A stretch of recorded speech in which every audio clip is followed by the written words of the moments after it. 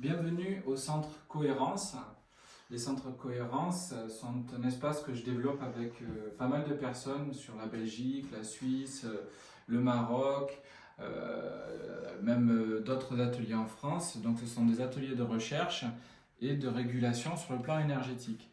Donc aujourd'hui, on va parler donc de cette antenne de l'Escher que j'ai en fait complètement redessinée. Pas que les autres soient pas efficaces ou qu'elles ne fonctionnent pas, c'est plus une problématique de conception à la base et d'équilibre dans le poids et dans ce qu'elle permettait en fait de détecter ou de ne pas détecter. Donc les antennes en cuivre que l'on trouve sur le marché pour moi sont trop lourdes, trop pesantes. Et donc en fait, quand on travaille avec toute une journée, on est fatigué. Et puis bien souvent, les personnes aussi vissaient jusqu'au bout, donc les antennes et les deux corps se touchaient.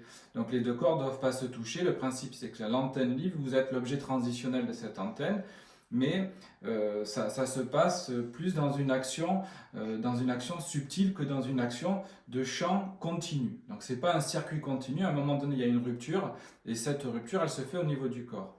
Là ici, l'antenne a complètement été redessinée. On voit un corps qui est allégé, ici un corps qui a été légèrement rallongé, cette antenne a été évidée, enfin le curseur a été vidé et les antennes sont légèrement plus longues pour leur donner de l'action. Donc tout a été, c'est pas une science exacte, c'est-à-dire que tout a été demandé au pendule. Au pendule, donc j'ai mon pendule où j'ai le pendule de Todd que j'ai dessiné aussi, que je refais en doré et qui permet une lumière blanche très puissante pour des régulations. Donc je demande au pendule et je redessine ces figures.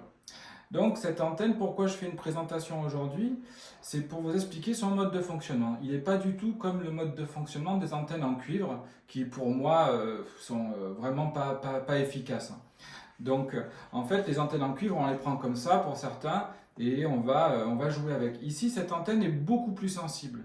Donc il y a déjà une relation, je vais dire égalité, c'est-à-dire un échange personne-objet. On est vraiment dans cet objet transitionnel. C'est pas nous, c'est vraiment un objet transitionnel. Cette transitionnalité, c'est l'objet entre la force et soi, la détection. Donc cette antenne, elle se prend comme ça, vraiment comme dans un berceau. C'est-à-dire que vous la mettez dans votre main, mais comme elle est très légère, vous allez la laisser s'activer. Vous allez la laisser exister et elle tombe quasiment toute seule. Il n'y a pas de force, il n'y a pas d'obligation de forcer l'objet. Il n'y a pas d'obligation de forcer ses énergies. L'énergie, notre énergie, au plus elle est forte, au plus elle a besoin de subtilité. Et cette subtilité, on la retrouve dans cet objet qui, je ne me rappelle plus, je crois, était aux alentours de 100 grammes. Donc ça fait vraiment très très très très léger. Hein. Donc vous allez la prendre sur vos doigts ouverts, on le voit ici, et mettre vos deux pouces au bout, mais très très légèrement. Et vous allez lui poser vos questions au 1640 ou même avec cette antenne, on peut travailler curseur en bas et simplement donner le taux. Je pense qu'on peut le faire avec toutes les antennes, mais celle-ci, on peut vraiment le faire. C'est comme si on dit par exemple le 2730, on sait bien qu'il n'y a pas 27,30 cm sur une antenne de l'Escher. Donc, vous demandez le taux, s'il faut que ce soit du 15-30 pour la connexion au cœur, du 16-40 pour la question, pour libérer la polarité de tête, vous mettez 5,70, ben vous pouvez le faire curseur versé. Ce qui permet déjà aussi d'aller un petit peu plus vite. Je pense qu'on n'a pas besoin de curseur. En tout cas, cette antenne, je l'ai travaillée pour qu'on puisse utiliser le curseur si on débute, mais après qu'on puisse le réguler simplement avec l'intention. Donc cette antenne, je répète, elle se prend comme ça. Et en fait, on va déjà apprendre à l'équilibrer sans la forcer. Il faut qu'elle reste en l'air sans qu'on la force. Et là, rien que déjà là, vous sentez, on a une vibration dans le chakra 1, chakra 2, chakra 3 qui se met en action directement, vraiment très directement. Et vous allez vraiment lui demander en égalité tout ce que vous avez à travailler avec elle. Il faut la nettoyer, il faut la respecter, vous vous lavez le soir, vous vous lavez le matin, vous la nettoyez le matin, vous la nettoyez le soir. Voilà, donc aujourd'hui cette antenne, elle fonctionne comme une autre antenne, sauf qu'elle a plus de possibilités de lecture en profondeur pour moi. Encore une fois, je ne dis pas que l'antenne que vous avez n'est pas bonne, mais celle-là, pour moi, elle a plus de lecture en profondeur. Et vous voyez, elle s'équilibre toute seule. C'est-à-dire que le corps n'est pas trop lourd, il ne part pas en avant, il ne part pas en arrière.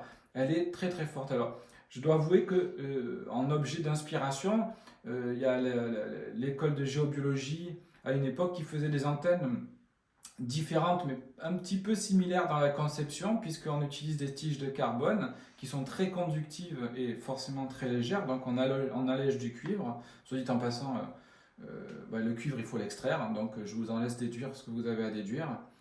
Et donc ici, vous voyez, elle est très légère, elle se tient, et même des fois, on peut faire des régulations. Par exemple, comme elle est très légère, vous pouvez la tenir entre guillemets d'une main si vous avez besoin, et faire travailler aura, magnétisme, et lui poser une question, et elle va s'incliner toute seule, évidemment. Après, il faudra la récupérer.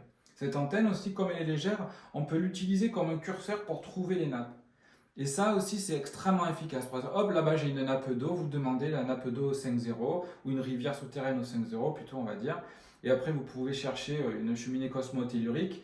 Et donc, elle a une efficacité. Il ne faut pas la limiter à l'objet qu'on vous donne. En fait, tout objet n'a de limite que votre propre inspiration et votre propre imagination. Cette antenne n'a pas de limite. Vous pouvez même changer la règle, c'est ce que je suis en train de faire. Et je vais mettre une règle avec les symboles que j'ai dessinés qui sont libératoires. Alors évidemment, ceux qui ne veulent pas voir de symboles libératoires, c'est comme dire que le 1530 ne libère pas la connexion.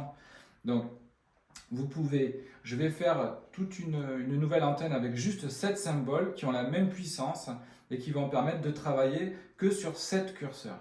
Voilà. Après, ça sera autre chose, ça va être une antenne interchangeable, mais toutes pourront le faire. Voilà, donc cette antenne, c'est l'antenne V3. Vous pouvez la retrouver, pas encore pour l'instant, elle est que sur le Bon Coin, mais vous pouvez la retrouver sur le site centre-corance.com. Et puis voilà, si vous avez envie des questions ou envie de l'essayer, vous pouvez passer sur Avignon, j'habite à côté, à Entraigue-sur-la-Sorgue. Vous voyez, elle est très légère et très agréable. Je vous remercie beaucoup pour votre écoute. Évidemment, ce n'est pas un cours magistral, c'est juste une présentation. Et je vous souhaite à tous une bonne journée. Merci beaucoup.